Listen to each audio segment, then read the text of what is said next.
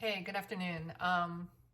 Touchy subject right now, and I wanted to just throw it out there because we are military. I'm 60-some-year-old part of the military forces one way or the other, whether as an Army brat or an Air Force wife or as a civil servant, dependent at this point.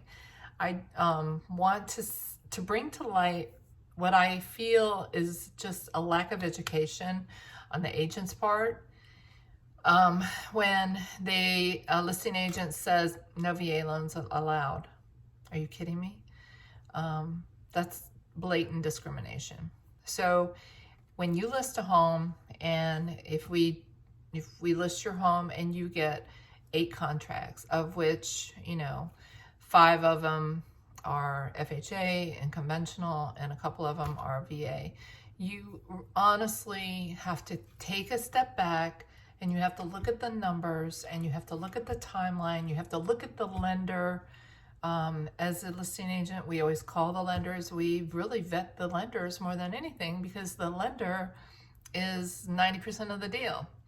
And if it's a third-party entity that issues a pre-approval online without even really gathering all the documents, doing everything they need to do, a lot of times, and they don't answer their phone and it's a 1-800-CALL-ME-9 to 5 number, they are out of the deal to begin with, because that's a biggest part of the deal is basically the lending part of it. The next thing I really think that everybody needs to consider is VA appraisers are also conventional appraisers.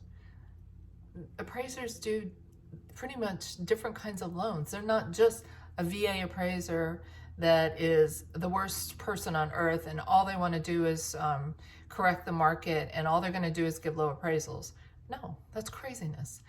Our person who has served this country, who has taken a bullet or maybe doesn't have an extremity because they've served our country, deserve every bit of an opportunity to use their VA loan just as much as somebody who is using an FHA or a conventional loan. So with that said, I do think when you get multiple offers on your home, it basically should come down to the numbers, the days that it's going to take to close, whether they're doing a home inspection or not, or if they're doing a home inspection for informational purposes only or no home inspection. They can also do an appraisal gap. People can bring money over the appraised value to the table. And all this needs to be verified and validated. But to say no VA buyers is just wrong in my heart. I really feel like it's just a lack of education, a lack of taking the time to call the lenders and to vet the agent as well as the lender, and making sure that these folks have just as much of an opportunity to purchase as anybody else. VA appraisers are the same. They're going to ding wood rot. They're going to ding broken windows. They're going to ding water if there's any water intrusion in the attic, just like an FHA, just like anybody else. The thing that's the biggest difference between a VA buyer and a conventional buyer is that a lot of times a conventional buyer has a certain number that they have to put down, whereas a VA does not have to put down anything. So the opportunity for a soldier or someone who has served our country to use their VA loan is just one of the benefits of yours and mine, my freedom. So I hope that as you see your home get listed and you see contracts come in, that you immediately will not discard the VA buyer because of the loan.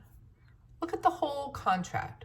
Look at the entire bucket of terms that make sense or not, and can let them compete just as well as an FHA buyer or a conventional buyer.